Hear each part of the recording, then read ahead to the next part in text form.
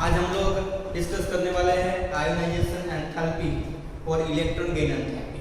Okay, ionisation enthalpy के बारे में हमने डिस्कस किया था लास्ट लेक्चर में। तो लास्ट लेक्चर में हमने डिस्कस किया था आयोनाइजेशन एंथैल्पी के बारे में। आयोनाइजेशन एंथैल्पी के ग्राफ के बारे में हमें डिस्कस करना है। ग्राफ के बारे में मैंने आपको शॉर्ट में बताया था।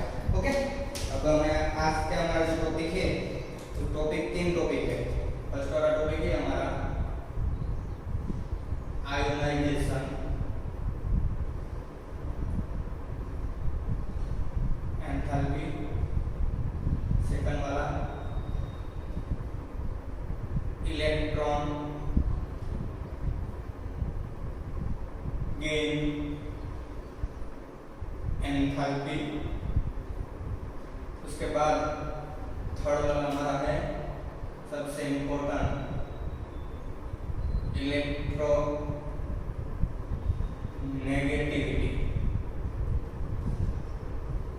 Okay, VT. ओके, अब देखो हमें इसके बारे में डिस्कस करना है। इससे पहले समझ लो कि आयोनाइजेशन एंथैल्पी जो हमने लास्ट लेक्चर में जो पढ़ाया था उसके बारे में। ओके, वो एक बार देख लो। ओके, तो आयोनाइजेशन एंथैल्पी है ना, वो शॉर्ट में एक्सप्लेन कर देंगे, क्योंकि जो हमारे पास इलेक्ट्रॉन होता है, molecules, natural gas, elements, molecules, कोई भी, उसमें हमें 1 इलेक्ट्रॉन रिमूव करने के लिए जो एनर्जी दी जाती है उसे हम क्या बोलते हैं? Ionisation enthalpy.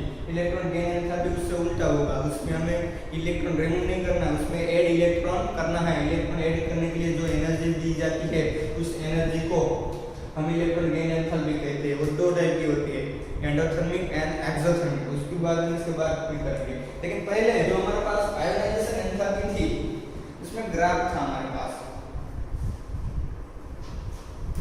हमने आयोनाइजेशन एंथैल्पी का ग्राफ ड्रॉ किया था, delta IH kilojoule into mole inverse जो एनर्जी थी, वर्सेस हमने एटॉमिक नंबर z का ग्राफ ड्रॉ किया था। यानी कि एटॉमिक नंबर जैसे बढ़ता जाएगा वैसे हमारे पास आयोनाइजेशन एंथैल्पी में क्या डिफरेंट होगा वो। ओके, तो जैसे जैसे यहाँ पे हम देखने जाए तो यहाँ पे हमें नंबर दिया होगा 1 2 3 4, यहाँ पे 2 4 5 6 ऐसे भी।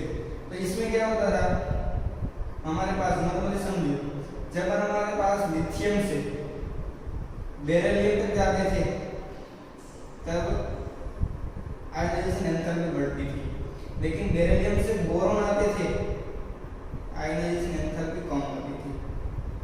बोरॉन से वापस lithium, beryllium, boron and carbon रहेगा hydrogen, lithium, beryllium, boron and carbon पे जाते हैं आयोनाइजेशन एंथैल्पी इंक्रीज होती है।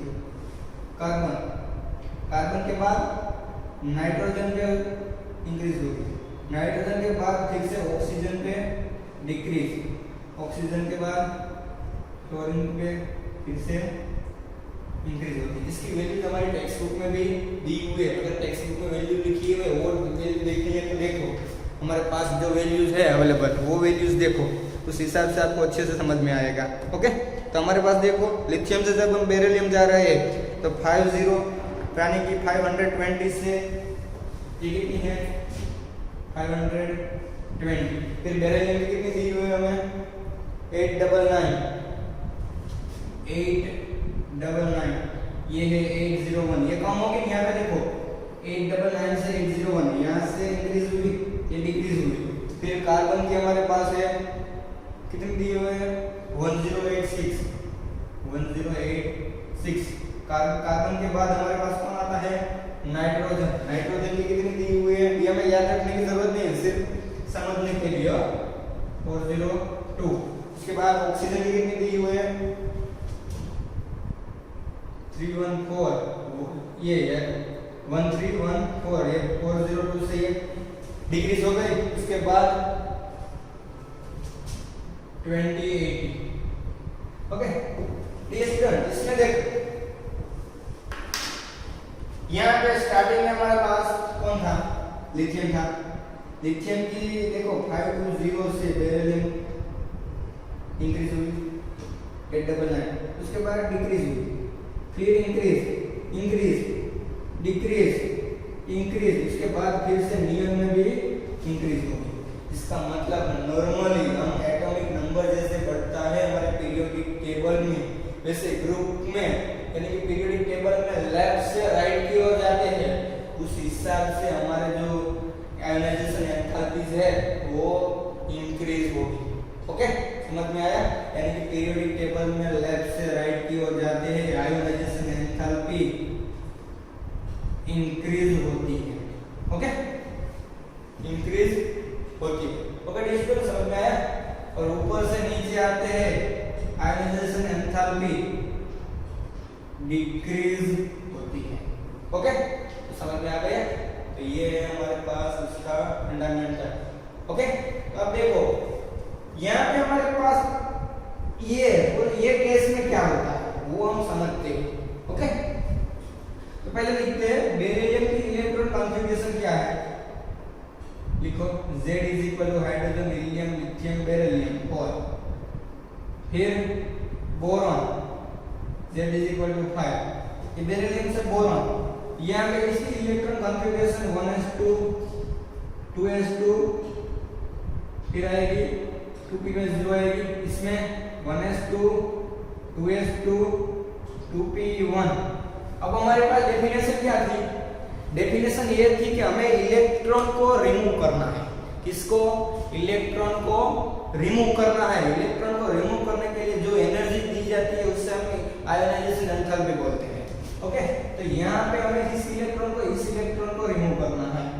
ओके, और यहाँ इस इलेक्ट्रॉन को, अब देखो ये S में मैक्सिमम 2 इलेक्ट्रॉन होते हैं, यहाँ पे 2 P में मैक्सिमम 6 होते हैं, यानी कि ये फुली फिलअप नहीं है, इसमें 1 इलेक्ट्रॉन ही है, इसके पास 2 इलेक्ट्रॉन है, इसके सेल में 2 इलेक्ट्रॉन फुली फिलअप है, यानी कि ये मोर स्टेबल है, ये अनस्टेबल है। यानी कि अगर हम देखने जाए तो हमारे पास यहाँ पे देखो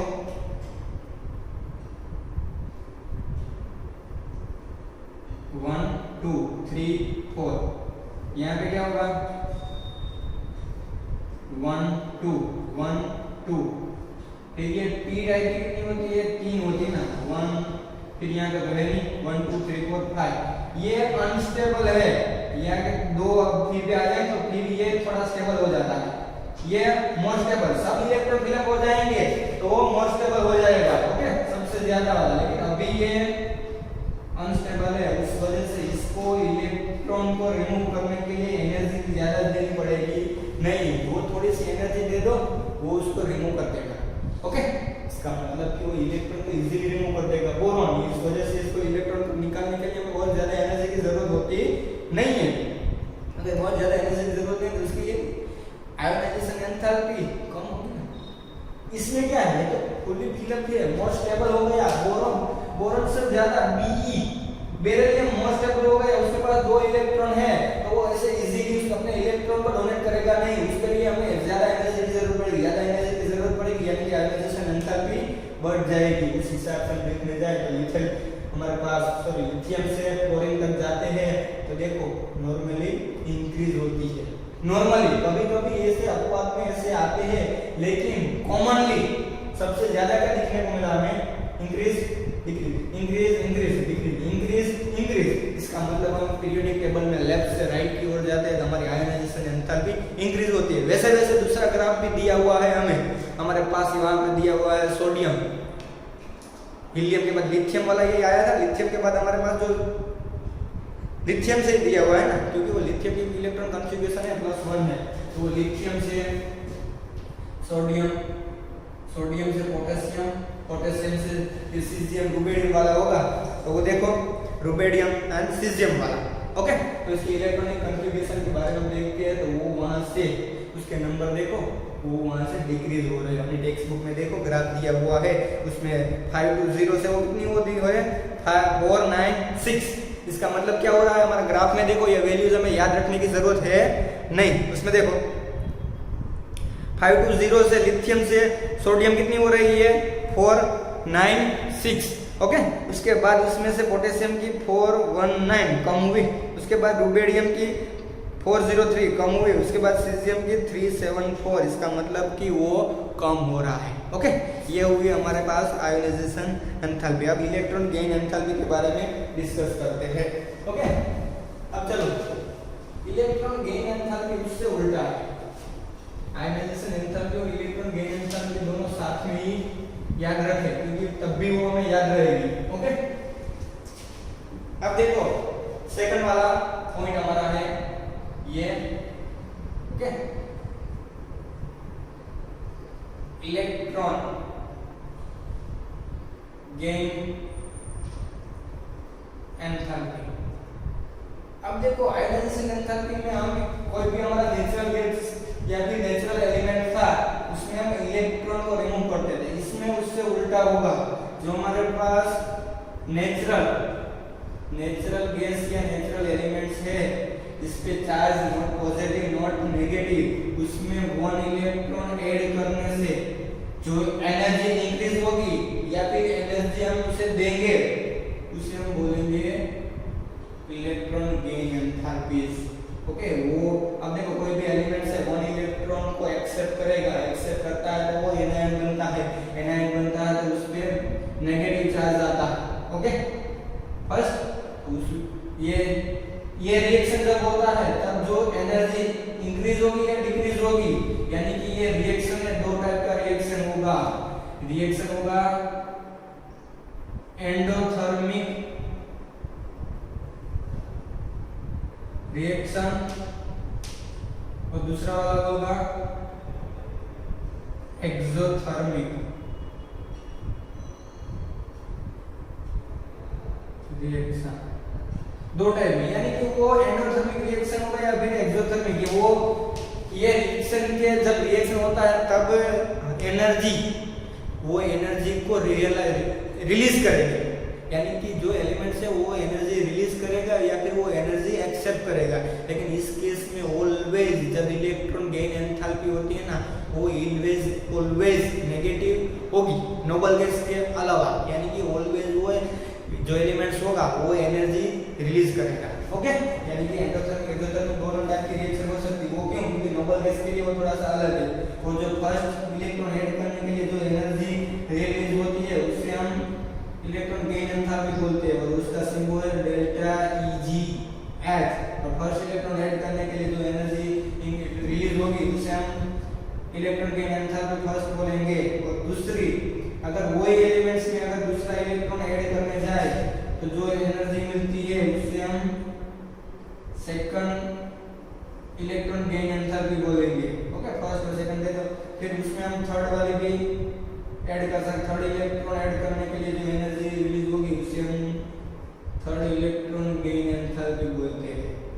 ओके स्टूडेंट, उसका सिंबल होगा डेल्टा Eg। ओके, आप डेल्टा Eg उसमें हम क्या करेंगे, उसका unit kilojoule into mole inverse. Okay, ये हुई हमारी इलेक्ट्रॉन गेन एंथैल्पी। अगर हम बात करने जाए तो हमारे पास पीरियोडिक टेबल में ग्रुप कितने हैं हमारे पास?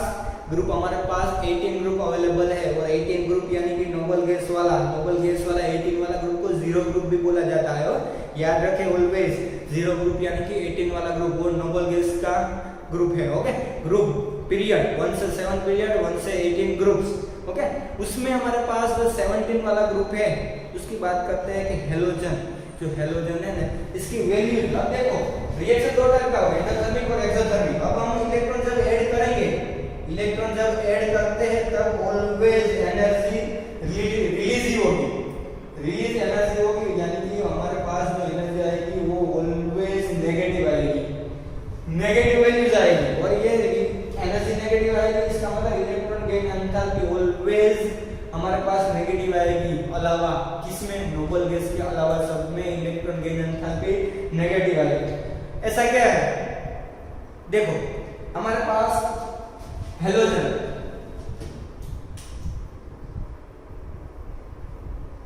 है, हेलोजन यानी कि group number 70, chlorine, bromine, iodine, arsenic. Okay, ये आसिड वाला है ना, लास्ट में 5 इलेक्ट्रॉन्स यानी कि ये हेलोजन, इन सब की वैलेंसी होती है -1। -1 क्यों होती है पता है? क्योंकि ये सब मैक्सिमम वैल्यू इसकी मैक्सिमम होगी। क्यों मैक्सिमम? माइनस यानी कि सबसे ज्यादा मोर नेगेटिव वैल्यूज, यानी कि नेगेटिव वैल्यू इनकी सबसे ज्यादा होगी, लेस नेगेटिव वैल्यू। सबसे नेगेटिव वैल्यू ज्यादा किसकी होगी? हेलोजन की। क्यों?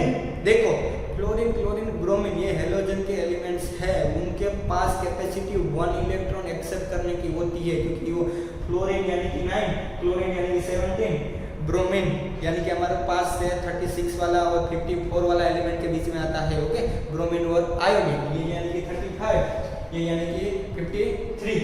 ओके, 1 इलेक्ट्रॉन वो एक्सेप्ट कर पाएगा और फिर किसके जैसा हो जाएगा? 1 इलेक्ट्रॉन ये फिल कर लेगा, एक्सेप्ट करेगा, फिर वो हो जाएगा यहाँ पे नियॉन जैसा। ओके, ये आर्गन जैसा, क्रिप्टॉन जैसा, ज़ेनॉन जैसा और रेडन जैसा। ओके, अब देखो यहाँ पे देखो fluorine, chlorine, bromine, iodine and acetic वाला, ये इसके जैसा हो जाएगा 1 इलेक्ट्रॉन एक्सेप्ट करके। फिर अगर उसमें हमें सेकंड वाले इलेक्ट्रॉन गेन एंथैल्पी को हमें चाहिए, सेकंड वाले, हम क्या करेंगे? उसको फिर से 1 इलेक्ट्रॉन डोनेट करेंगे ना, इसको फिर से 1 इलेक्ट्रॉन डोनेट करने जाएंगे, वो लेगा ही नहीं, क्योंकि वो तो नोबल गैस जैसा हो गया फर्स्ट इलेक्ट्रॉन एक्सेप्ट करके। इस वजह से उसकी इलेक्ट्रॉन गेन एंथैल्पी होती है ना सबसे ज्यादा नेगेटिव होती है। ओके, वो अपनी टेक्स्ट बुक में भी देखो, टेक्स्ट बुक में वैल्यूज दी हुई है और सबसे कम होगी हमारे फर्स्ट वाले ग्रुप की। ओके, तो उसके बारे में भी डिस्कस करते हैं। हमारे टेक्स्ट बुक में देखो सबसे ज्यादा नेगेटिव वैल्यू किसकी है? ग्रुप नंबर फर्स्ट दिया होगा। ओके, ग्रुप नंबर हमारे पास first, group number 16, group number 17 1, group number 0। Okay, group number first. Okay, first, फिर उसकी इलेक्ट्रॉन गेन एंथैल्पी। फर्स्ट वाले ग्रुप में कौन आता है? Lithium, sodium, potassium, okay, rubidium, caesium. Okay, इसके बाद हमारे पास जो एक उसकी एंथैल्पी की वैल्यूज भी दी होगी ना। ओके,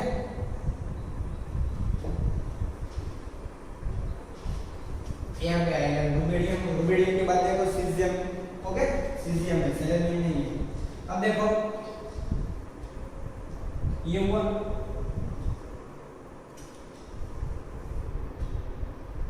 यहाँ पे इसकी वैल्यूज मैं बाद में लिखता हूँ। उसके बाद 16 वाला ग्रुप नंबर 16,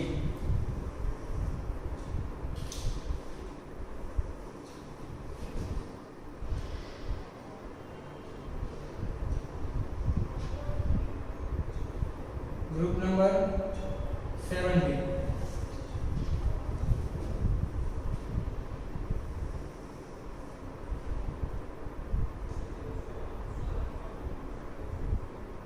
ग्रुप नंबर 0 या फिर 18।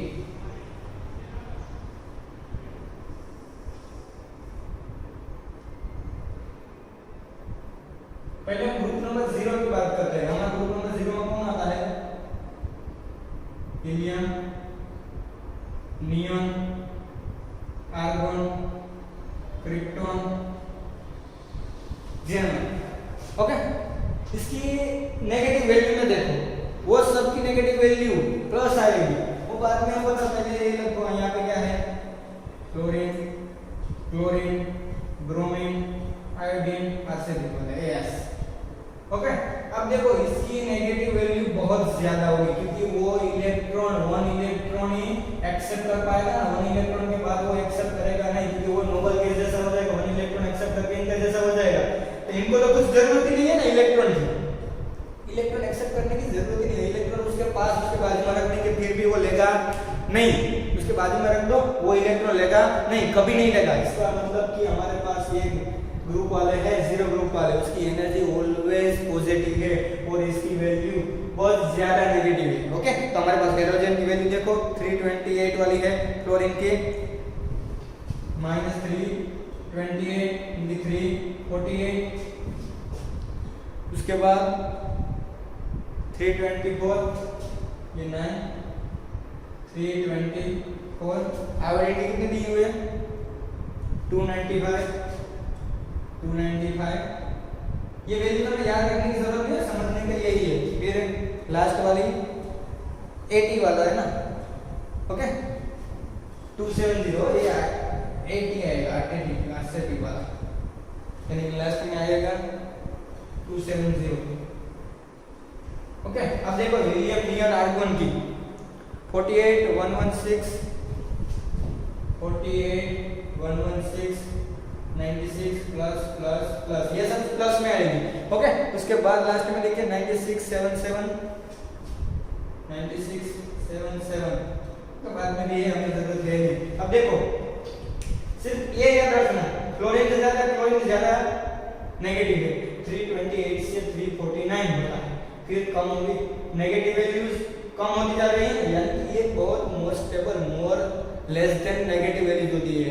जैसे जैसे हमारे पीरियोडिक टेबल में लेफ्ट से राइट की ओर, यानी कि ग्रुप में लेफ्ट से राइट पीरियोडिक टेबल में जाते हैं, पीरियोडिक टेबल में ग्रुप में लेफ्ट से राइट की ओर जाते हैं, जैसे जैसे उसकी इलेक्ट्रॉन गेन एंथैल्पी की वैल्यू बहुत ही ज्यादा नेगेटिव होती जाएगी। ओके, तो वो याद रखें, बहुत ही ज्यादा नेगेटिव हो जाती है। ओके, अब ये लिथियम सोडियम वाली देखो, वो मैं लिखता नहीं, लेकिन वो कम होगी क्योंकि उसके पास 1 इलेक्ट्रॉन ज्यादा है, 1 इलेक्ट्रॉन उसकी इलेक्ट्रॉनिक कॉन्फ़िगरेशन में लिखने जाए लिथियम की, तो हीलियम के बाद आता है हीलियम, यानी कि नोबल गैस, लिथियम यानी कि 1s2 2s1, वो तो 1 इलेक्ट्रॉन देने के डोनेट करने के लिए रेडी है, डोनेट करना है तो वो किसी के पास से 1 इलेक्ट्रॉन लेके क्या करेगा, उसको चाहिए तो वो 7 इलेक्ट्रॉन दो, वरना 1 इलेक्ट्रॉन ले जाओ। ये ट्राई क्या करेगा, नोबल गैस की तरह बनने के लिए उसको 1 इलेक्ट्रॉन चाहिए, या सॉरी 1 इलेक्ट्रॉन उसके पास ज्यादा है और 7 इलेक्ट्रॉन उसको चाहिए, या फिर 1 इलेक्ट्रॉन किसी को डोनेट करेगा या फिर किसी को 7 इलेक्ट्रॉन चाहिए, वो दो कंडीशन में ही अप्लाई करेगा, उस हिसाब से उसकी इलेक्ट्रॉन गेन एंथैल्पी होगी वो बहुत ही कम होगी। देखो अपनी टेक्स्ट बुक में, क्योंकि उसको जरूरत ही नहीं है, उसके पास तो एक्स्ट्रा अवेलेबल है, हाँ चाहिए लेकिन उसे 7 इलेक्ट्रॉन चाहिए। ओके, इसको कुछ जरूरत है ही नहीं, उसके पास तो ऑलरेडी सब है, किसी को देना भी नहीं किसी को लेना भी नहीं, उस वजह से इसकी इलेक्ट्रॉन गेन एंथैल्पी है वो बहुत ही कम। ओके, इसके पास होगी वो थोड़ी ज्यादा, लेकिन इसकी कंपेयर में कम होगी। ओके डियर स्टूडेंट, तो ये समझ में आ गया हमारे पास इलेक्ट्रॉन गेन एंथैल्पी की वैल्यू। नॉर्मली हम क्या याद रखेंगे पता है, जैसे जैसे हमारे पीरियोडिक टेबल में लेफ्ट से राइट की ओर जाते हैं, हमारे पास इलेक्ट्रॉन गेन एंथैल्पी की वैल्यू इंक्रीज होती है। ओके, ऊपर से नीचे टॉप से बॉटम आते हैं, वैसे हमारी वैल्यू इलेक्ट्रॉन गेन एंथैल्पी की डिक्रीज होती है, याद रखें वो इंक्रीज। जैसे ऊपर से नीचे आते हैं वैल्यू कम होती जाएगी, लेफ्ट से राइट जाएंगे इंक्रीज होगी, यानी कि आयोनाइजेशन एंथैल्पी और इलेक्ट्रॉन गेन एंथैल्पी दोनों एक जैसे ही है। ओके डियर स्टूडेंट, तो ये याद रखें। उसके बाद हमें क्या डिस्कस करना है, इलेक्ट्रोनेगेटिविटी के बारे में। ओके, तो ये लिख लो, उसकी वैल्यू देखो, इसका ग्राफ दिया हुआ है तो वो देखो, दिया हुआ नहीं दिया हुआ ना, तो प्रॉब्लम नंबर 3.7 देखो, प्रॉब्लम नंबर 3.7, तो प्रॉब्लम नंबर 3.7 हमें क्या बताता है वो पढ़ो। प्रॉब्लम नंबर 3.7 में क्या बताया है, phosphorus sulphur chlorine and chlorine दिया हुआ है, उसमें से हमें क्या बताया है, most negative electron gain enthalpy, यानी कि इसमें से सबसे ज्यादा मोस्ट नेगेटिव एंथैल्पी किसकी होगी, हमें पता है ना, हेलोजन। हेलोजन में दो कौन है इसमें, क्लोरीन और फ्लोरीन है ना, तो क्लोरीन और फ्लोरीन में से सबसे ज्यादा किसकी होगी, क्योंकि जैसे जैसे हम देखो इलेक्ट्रॉन एंथैल्पी है ऊपर से नीचे आता है डिक्रीज होती है, यानी कि क्लोरीन पहले आता है क्लोरीन बाद में आता है, जैसे नीचे आएंगे वो डिक्रीज होती जाएगी ना, इसका मतलब उसकी अपर साइड जो होगा उसकी ज्यादा होगी ना। लेकिन यहाँ पे देखो क्लोरीन और क्लोरीन किसकी ज्यादा है, 3 4 9 3 2 8, हमें क्या बोला है, ज्यादा मींस के more than negativity, negative value ज्यादा जितनी होगी इसका मतलब कि वो कम होगा ना, मोर नेगेटिव बोला है, इसका मतलब आएगा क्लोरीन की सबसे ज्यादा। ओके, क्लोरीन की सबसे ज्यादा और सबसे कम किसकी होगी हमारे पास, वहां पे देखो फास्फोरस एंड सल्फर, वो दोनों एक ही साथ में आते हैं ना। पीरियोडिक टेबल है तो पीरियोडिक टेबल में हम यहाँ पे देखते जाए, हमारा पीरियोडिक टेबल कुछ ऐसा है। ओके, तो यहाँ से क्या आता है, सोडियम फर्स्ट, सेकंड और third, sodium, magnesium, aluminium, silicon, phosphorus, sulphur, chlorine, argon. Okay, दिखाई देता है ना आपको। इसमें आप देखो हमें किसकी बात की है उसमें टेबल में, फास्फोरस एंड सल्फर की, इन दोनों, वो दोनों तो निकल गए, क्लोरीन की सबसे मोर नेगेटिव वैल्यू होती है। ओके, अब इन दोनों में से जैसे जैसे हम आगे जाएंगे ऐसे ऐसे इंक्रीज होगी, तो इसकी ज्यादा होगी, सबसे कम किसकी होगी, फास्फोरस। Okay, done. क्वेश्चन समझ में आ गया कैसे पता चलेगा वो। ओके, उसके बाद हमारा टॉपिक है इलेक्ट्रोनेगेटिविटी। इलेक्ट्रोनेगेटिविटी किसे बोलते हैं, वो इसकी डेफिनेशन क्या है। इलेक्ट्रोनेगेटिविटी हमारे लिए सबसे इंपॉर्टेंट चीज क्यों है, क्योंकि इलेक्ट्रोनेगेटिविटी से ही हम पता चलेगा कि उसका अट्रैक्शन कितना है। अगर हमारे पास बहुत सारे एलिमेंट्स हैं, उस एलिमेंट्स में अगर हम इलेक्ट्रॉन को ऐसे ही भेज दे, बीच में डाल दे इस सब के, तो इलेक्ट्रॉन किसके पास जाएगा, किस कौन से अट्रैक्ट करेगा, कौन उसके पास ज्यादा अट्रैक्ट करेगा, कौन उसे एक्सेप्ट कर लेगा, कौन उसे एक्सेप्ट करने की ट्राई करेगा। ओके, समझो पहले हमारे पास लिथियम, बेरिलियम, ओके, कौन सा टॉपिक है हमारे पास, ये थर्ड वाला इलेक्ट्रॉन नेगेटिविटी वाला, lithium, beryllium, boron, carbon, nitrogen, oxygen, chlorine, इन सब के बीच में मैं वन इलेक्ट्रॉन को छोड़ देता हूं, यानी कोई एलिमेंट है, चलो हाइड्रोजन, हाइड्रोजन को मैं यहाँ पर रख देता हूँ बीच में, हाइड्रोजन को मैंने बीच में रख दिया, तो चलो ये हाइड्रोजन इलेक्ट्रॉन किसे डोनेट करेगा, उसे हाइड्रोजन को इलेक्ट्रॉन एक्सेप्ट करना है, डोनेट करना है, उसके पास इतनी पावर तो नहीं है कि वो इन सब के पास से छीन लेगा, लेकिन ये इलेक्ट्रॉन किसको डोनेट करेगा, वन इलेक्ट्रॉन किसको डोनेट करेगा, तो ये lithium, beryllium, boron, carbon, nitrogen सब रेडी है, सब बोल रहे हैं मेरे को डोनेट कर दो, मैं एक्सेप्ट कर लूंगा तेरा इलेक्ट्रॉन, तेरे साथ मैं पेयर बनाऊंगा इलेक्ट्रॉन की, ये बोलेगा मेरे पास वन इलेक्ट्रॉन कम है, मैं ये बोलता मेरे पास ज्यादा, हम दोनों पेयर बना लेते हैं। ओके, ये बोलता मेरे पास दो है, मैं तेरे पास पेयर बनाऊंगा, ये बोलता है ये, लेकिन उन हाइड्रोजन ने क्या बोला, जिसको चाहिए मैं सबके साथ पेड़ बनाने के लिए रेडी हूँ, लेकिन सब बोल रहे हैं मैं, तब इसमें डिसाइड कौन करेगा, जो पावरफुल होगा ना सबसे ज्यादा, वो बोलेगा मैं तेरे साथ ज्वाइन होने के लिए रेडी हूँ, जो भी कुछ हो जाए मैं तेरे साथ रेडी हूँ, छीन लूंगा तेरे से इलेक्ट्रॉन, तू मेरे साथ ज्वाइन नहीं होगा तो, यानी इलेक्ट्रोनेगेटिविटी, यानी कि इलेक्ट्रॉन पे जो हमारे पास एटम या मॉलिक्यूल्स है, वो इलेक्ट्रॉन पेयर बनाने के बाद वो उससे अट्रैक्शन ज्यादा करेगा, जो एलिमेंट्स या एटम्स वो इस इलेक्ट्रॉन के पास अट्रैक्शन ज्यादा होगा, मोर स्टेबल बनेगा, उसे क्या बोलते हैं, इलेक्ट्रोनेगेटिविटी, यानी कि इलेक्ट्रॉन अपनी तरफ खींचने का जो मेजरमेंट है उसे हम इलेक्ट्रोनेगेटिविटी बोलते हैं। क्या करेंगे, अनपेयर इलेक्ट्रॉन को अपनी तरफ अट्रैक्ट करने की जो कैपेसिटी है उसको हम इलेक्ट्रोनेगेटिविटी बोलते हैं। ओके, ये डेफिनेशन है, इसको हम मेजर करने के लिए कोई हमारे पास मेथड अवेलेबल नहीं है, ऐसे साइंटिस्ट बोलते हैं, फिर बोलते हैं कि ऐसा है, लेकिन हम फिर भी उसे मेजरमेंट करते हैं। उन लोगों ने क्या बोला, ऐसे कुछ होता नहीं फिक्स कि इसकी मेजरमेंट ऐसे होती है, लेकिन फिर भी हम उस प्रैक्टिकल हिसाब से उसे मेजर करने के लिए 2-3 हमारे पास सिस्टम भी अवेलेबल थी। ओके, इसमें कौन करेगा, वो अभी मैंने आंसर नहीं दिया होगा, क्यों, क्योंकि जिसकी इलेक्ट्रोनेगेटिविटी ज्यादा होगी वो इस इलेक्ट्रॉन को ले जाएगा, लेकिन किसकी ज्यादा कैसे पता चलेगा, अब देखो इसको 1 इलेक्ट्रॉन चाहिए, इसको 2, 3, इसको 4, 5, 6, 7, जिसके पास प्रोटॉन ज्यादा होंगे, जिसके पास प्रोटॉन ज्यादा होंगे उसकी इलेक्ट्रोनेगेटिविटी ज्यादा, इसमें इस ग्रुप में की बात कर रहा हूँ, क्योंकि उसके पास प्रोटॉन ज्यादा है तो वो इलेक्ट्रॉन को खींचने की कैपेसिटी ज्यादा रखेगा। ओके, और उसके हिसाब से दूसरी बात करें तो हमारे पास 2-3 मैंने बताया ना कि मेजरमेंट करने के लिए हमारे पास 3 सिस्टम थी। पहले वाली सिस्टम जो पाउली, पॉली स्केल वाली स्केल। सेकंड वाली थी हमारे पास मूलिकन जाते, मूलिकन जाते स्केल। ये सिस्टम है वो हमें मेजरमेंट इलेक्ट्रोनेगेटिव मेजर करने की ये प्रोसेस है। उसके बाद थर्ड वाली थी ऑल रेड रोजो वाली। ओके, ये तीनों यूनिट सिस्टम थी, वो तीनों अपने तीन साइंटिस्टों ने अलग अलग अपनी तरफ से सिस्टम ऐसे बताया कि चलो हम इलेक्ट्रोनेगेटिव को ऐसे ऐसे मेजरमेंट कर सकते हैं। लेकिन इन तीनों में से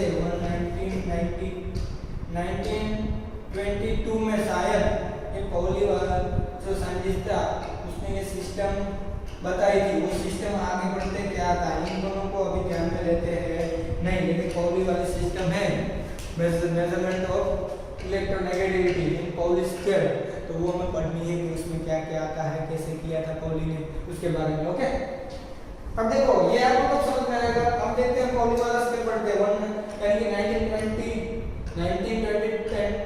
1922 में वो हमारे पास सेंचुरी थी, उसमें पॉली ने बताया कि फ्लोरीन की नेगेटिविटी होती है 4.0, उसकी कंपेयर में मैं सबकी इलेक्ट्रोनेगेटिविटी फाइंड करता हूँ और क्लोरीन की सबसे ज्यादा हमारे पूरे पीरियोडिक टेबल में क्लोरीन की नेगेटिविटी सबसे ज्यादा होती है। क्यों?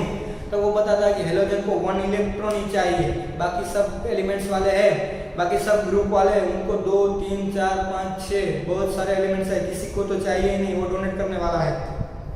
और नोबल गैस को तो एलिमेंट की जरूरत देना भी नहीं, लेना भी नहीं। इसका मतलब सबसे ज्यादा कम इलेक्ट्रॉन की जरूरत किसकी होती है? हेलोजन वाले को। क्लोरीन, क्लोरीन, ब्रोमीन सबको एक एक इलेक्ट्रॉन चाहिए, उस वजह से उसकी इलेक्ट्रोनेगेटिविटी ज्यादा होती है। अब बताया क्लोरीन, ब्रोमीन, आयोडीन, चलो ये तो बता दिया, तो इसमें क्लोरीन की सबसे ज्यादा क्यों बताई? उसने बोला फ्लोरीन की क्यों सबसे ज्यादा? उसने बोला कि उसका एटॉमिक नंबर 9 है और प्रोटॉन और न्यूट्रॉन की स्ट्रेंथ है, वैल्यूज है, नंबर 9 होती है, वो हमारे पीरियोडिक टेबल में सबसे अपर साइड होता है। इसका मतलब क्या हुआ कि हमारे पास पीरियोडिक टेबल में जैसे जैसे आगे आगे बढ़ते जाएंगे एटॉमिक नंबर, वैसे वैसे इसकी इलेक्ट्रोनेगेटिविटी ज्यादा होती जाएगी। ऊपर से नीचे नीचे जैसे आएंगे वैसे इलेक्ट्रोनेगेटिविटी कम होती जाएगी। ओके, तो वो भी हमारे पास टेबल दिया हुआ है, तो वो टेबल के बारे में डिस्कस करते हैं।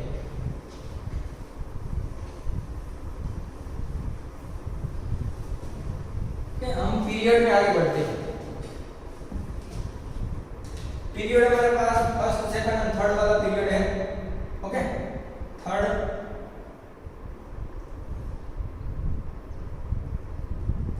पीरियड, ओके, थर्ड पीरियड और उसकी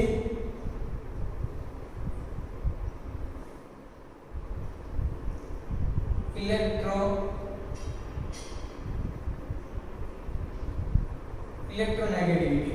ओके, तो यहाँ पे देखो हमारे पास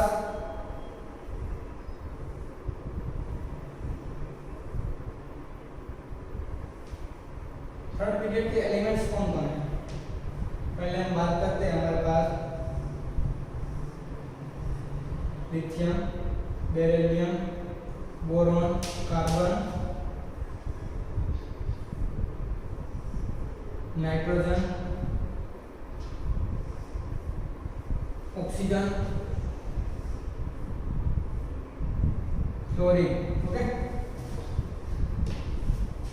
इसकी इलेक्ट्रोनेगेटिविटी सबसे ज्यादा होती है, पॉली ने बोला। उसके बाद ऑक्सीजन की होती है 3.5, इसके बाद नाइट्रोजन की 3, कार्बन की 2.5, बोरॉन की 2, इसकी 1.5 और लिथियम की 1 इलेक्ट्रोनेगेटिविटी थर्ड पीरियड में। अब आगे हम बढ़ते हैं, हमारे पास ये टेक्स्ट में दिया हुआ ये हमें ये याद रखना, वैल्यूज याद नहीं याद रखनी, हमें सिर्फ उसकी इलेक्ट्रोनेगेटिविटी कौन से एलिमेंट की सबसे ज्यादा होती है, दो तीन के कंपेयर में याद रखो। इन दोनों के कंपेयर में क्लोरीन की ज्यादा होती है, इन दोनों के कंपेयर में नाइट्रोजन से ऑक्सीजन की याद रखो। इसका मतलब जैसे जैसे हम पीरियोडिक टेबल में लेफ्ट से राइट की ओर जाते हैं, जैसे जैसे हमारी वैल्यू देखो इंक्रीज होती जाती है पीरियोडिक टेबल में। ओके, तो पीरियोडिक टेबल में हमारी वैल्यूज इंक्रीज हो जाती है। तो पीरियड नंबर 2, ये पीरियड नंबर हमारा 2 था ना, पीरियड नंबर 2 था तो यहाँ आएगा थर्ड पीरियड में। थर्ड पीरियड में यानी कि कौन से एलिमेंट्स आएंगे यहाँ पे, सोडियम के बाद आएंगे sodium, magnesium, aluminium, silicon, phosphorus, sulphur, chlorine. Okay, इसकी वैल्यूज भी देखो यहाँ पे 0.9 दी हुई है।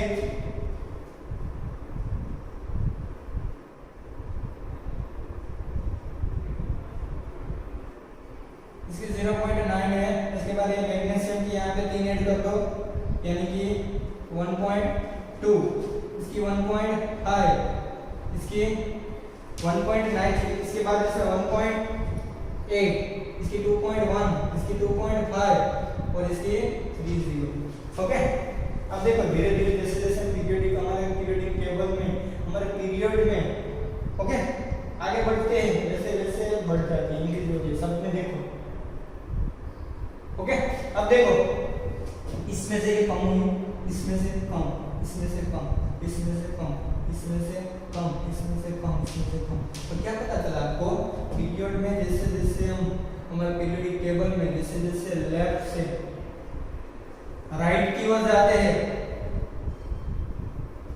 ओके लेफ्ट से राइट की ओर जाते हैं, हमारी इलेक्ट्रो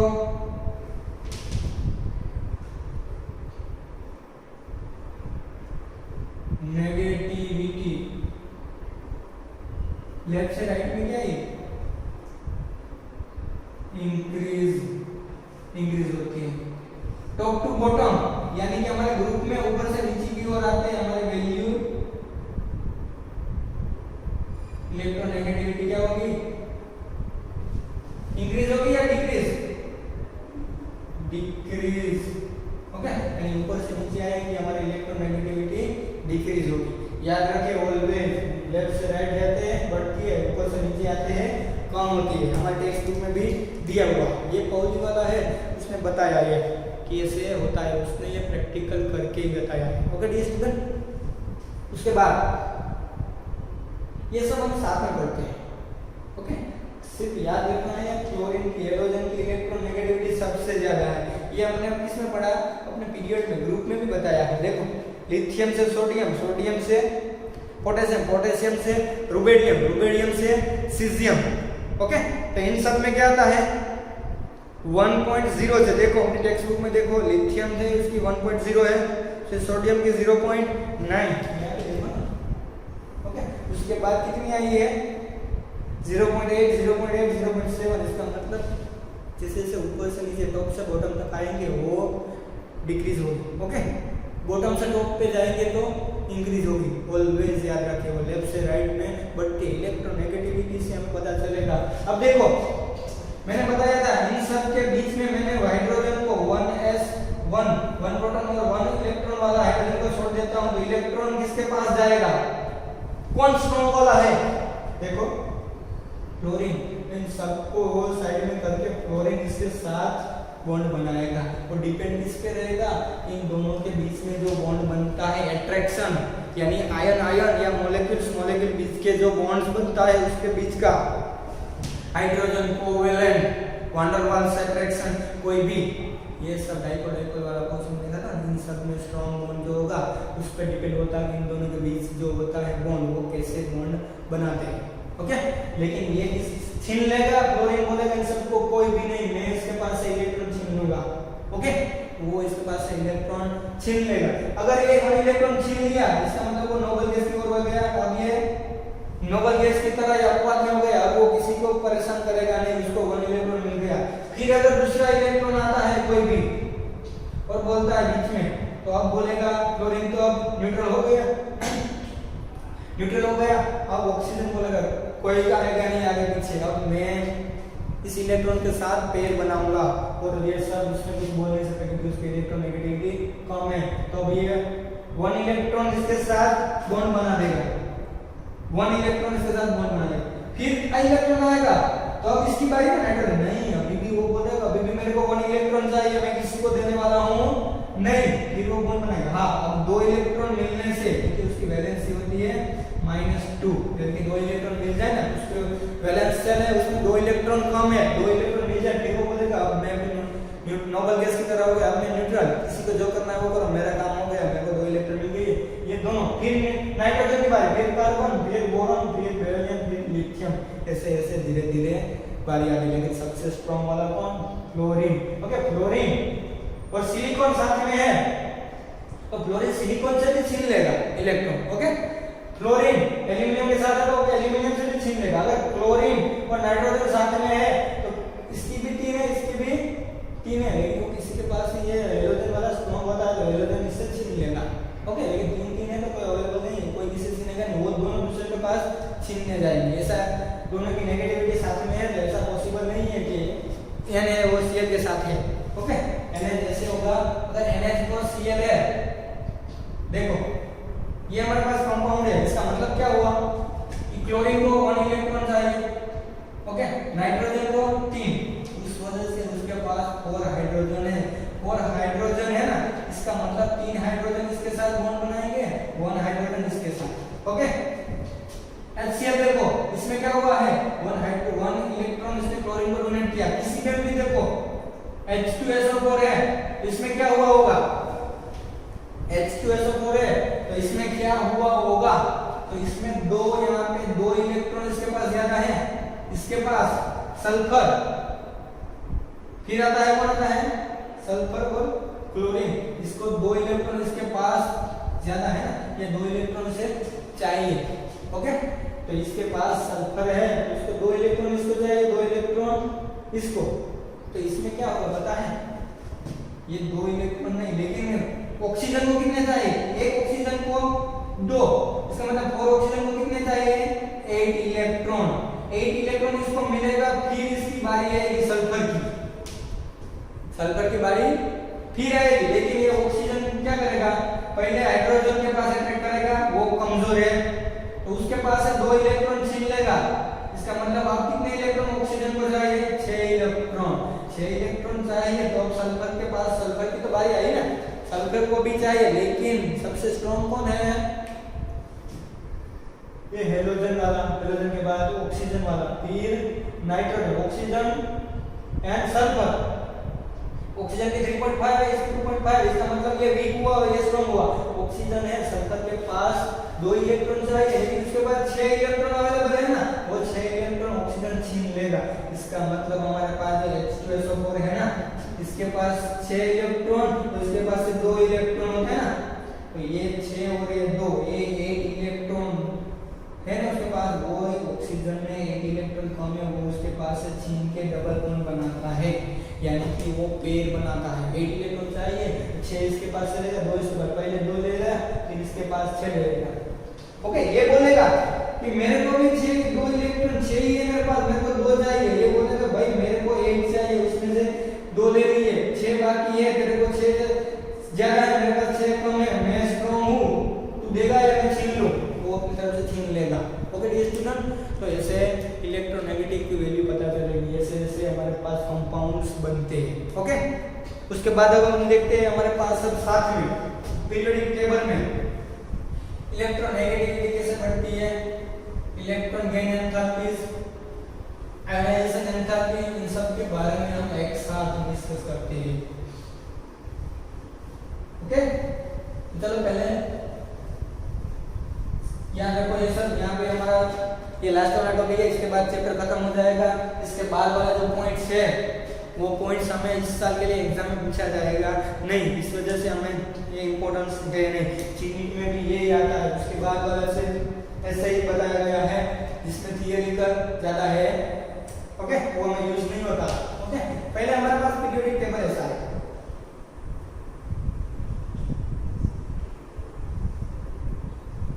ये रहा हमारा पीरियोडिक टेबल। ओके, हाइड्रोजन, यहाँ पे helium, lithium, beryllium, boron, carbon, nitrogen, oxygen, chlorine, neon, sodium, magnesium, aluminium, acid. Okay, इस तरफ हमारा है ये ग्रुप है, ये सब क्या है, ग्रुप। ये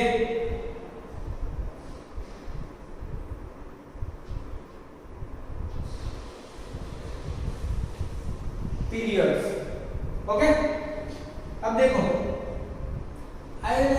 enthalpy and electron gain enthalpy. जैसे जैसे हम इस तरफ जाएंगे लेफ्ट से राइट की ओर, वैसे वैसे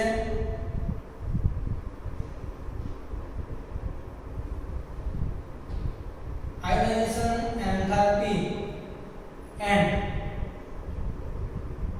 इलेक्ट्रॉन गेन एंथैल्पी इंक्रीज होती है। ओके, ऊपर से हम लेफ्ट से राइट की ओर जाते हैं, electron gain enthalpy and electron ionisation enthalpy increase होती है। ऊपर से नीचे आते हैं टॉप टू बॉटम, हमारे पास दोनों एंथैल्पीज यानी कि ionization and electron gain enthalpy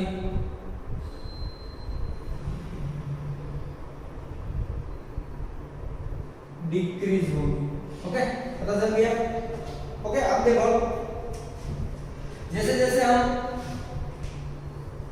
periodic table में लेफ्ट से राइट की ओर जाते हैं, जैसे इलेक्ट्रो नेगेटिविटी इंक्रीज होगी। ओके, ऐसे ही जाएगा, ऐसे इलेक्ट्रोनेगेटिविटी इंक्रीज होगी। ओके, अब ऊपर से नीचे आते हैं इलेक्ट्रोनेगेटिविटी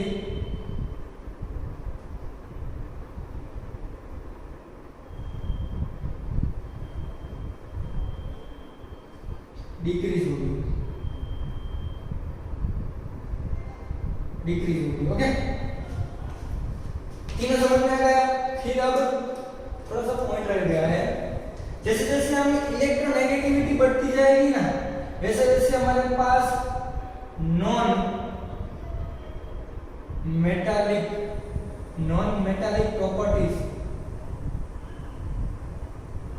प्रॉपर्टीज भी इंक्रीज होगी। ओके, इसके साथ साथ और जैसे जैसे इलेक्ट्रोनेगेटिविटी डिक्रीज होगी, नॉन मेटालिक प्रॉपर्टीज डिक्रीज होगी। ओके, यानी इलेक्ट्रोनेगेटिविटी और नॉन मेटालिक प्रॉपर्टीज दोनों साथ में अवेलेबल है। ओके, उसके बाद अगर हम बात करने जाए तो हमारा पॉइंट कहाँ आता है कि ये नॉन मेटालिक प्रॉपर्टीज है, तो मेटालिक प्रॉपर्टीज से उल्टा इलेक्ट्रोनेगेटिविटी इंक्रीज होगी तो नॉन मेटालिक प्रॉपर्टीज इंक्रीज होगी। नॉन मेटालिक प्रॉपर्टी इंक्रीज होती है तो उससे उल्टा मेटालिक प्रॉपर्टी डिक्रीज होगी। इसका मतलब ऊपर से लेफ्ट से राइट की ओर नॉन मेटालिक प्रॉपर्टी इंक्रीज होती है, इसका मतलब कि मेटालिक प्रॉपर्टी डिक्रीज होगी। ऊपर से नीचे टॉप से बॉटम आते हैं, नॉन मेटालिक प्रॉपर्टीज डिक्रीज होगी, इसका मतलब कि मेटालिक प्रॉपर्टी हमारे पास इंक्रीज होगी। ओके, तो ये सब याद रखिए, हमारे पास टेबल में बताया गया है। आपने टेबल में देखो, टेबल में सब बताया है। लेफ्ट से राइट जाते हैं, ऊपर देखो electron gain enthalpy and ionization enthalpy दोनों लेफ्ट से राइट इंक्रीज होगी। ओके, फिर ऊपर से अब देखो नीचे से ऊपर जाएंगे, उससे उल्टा लिखा हुआ है। वो मैंने क्या लिखा हुआ है, यानी कि वो सेम ही है, सिर्फ चेंज किया है। मैंने ऐसे बोला ऊपर से नीचे आते हैं तो वो डिक्रीज होती है ये। ओके, उसने क्या बोला, नीचे से ऊपर जाते हैं तो इंक्रीज होगी। वो दोनों एक ही हो ना। मैंने बोला कि ऊपर से नीचे डिक्रीज होगी, तो नीचे से ऊपर जाएंगे तो वो इंक्रीज ही होगी ना। ओके, फिर इलेक्ट्रोनेगेटिविटी में देखो हमारे पास वो इलेक्ट्रोनेगेटिविटी लेफ्ट से राइट इंक्रीज, ऊपर से नीचे डिक्रीज। ओके, यानी कि नीचे से ऊपर जाएंगे इंक्रीज और राइट से लेफ्ट जाएंगे तो डिक्रीज। वो उल्टा लिखे है ना। फिर मेटालिक एंड नॉन मेटालिक पता चल गया। अब एटॉमिक रेडियस के बारे में भी लिखा है उसने। ऊपर से नीचे आते हैं एटॉमिक रेडियस इंक्रीज होगा। ओके, और एटॉमिक रेडियस ऊपर से नीचे आते हैं इंक्रीज होगा, और जैसे जैसे ऐसे जाएंगे तो वो डिक्रीज होगा, उससे उल्टा लगता है। इस तरफ आएंगे तो इंक्रीज होता है। ओके डियर स्टूडेंट, तो यहाँ पे हमने जो पढ़ा हुआ है इस चैप्टर में, खास याद रखें हमारा पीरियोडिक टेबल, सब एलिमेंट्स, सबके एटॉमिक नंबर, मॉलिक्यूलर वेट, फिर हमारे बहुत सारे डोब्रेनर और कानकोटोइज वाला वो सब जो साइंटिस्ट आए थे, लोथर, मेयर, मेंडलीव। ओके, इन सब साइंटिस्टों की कहानी थी पीरियोडिक लॉ फिर हमारे पास फॉर्मूला पीरियोडिक लॉ यानी कि मॉडर्न पीरियोडिक लॉ जो चेंज किया वो कहाँ से एटॉमिक नंबर आया, कैसे इसका क्लासिफिकेशन करना ज़रूरी हुआ। ओके, उसके बाद हमारे जो SPDF पीरियड किसे बोलते हैं, ओके, ग्रुप किसे बोलते हैं पीरियोडिक टेबल में। उसके बाद हमारे ये प्रॉपर्टीज वाला था, okay, atomic radius, ionic radius है, ionization enthalpy, electron gain enthalpy, electron negativity और ये सब खास याद है। इस हिसाब से हमें उसकी फिजिकल प्रॉपर्टी, केमिकल प्रॉपर्टी के बारे में पता चलेगा। ओके स्टूडेंट, यहाँ पे हमारा चैप्टर खत्म होता है। इस चैप्टर के बाद हम 5th वाला चैप्टर स्टार्ट करने वाले हैं। ओके, 5th वाला चैप्टर तो यहाँ तक कंप्लीट कर लीजिए। उसके बाद हम नेक्स्ट लेक्चर में 5th वाले चैप्टर की थोड़ी डिटेल में बात करते हैं। State of matter. Okay, state of matter में क्या आता है, metals, solid, liquid and gas वाला। Okay, thank you very much.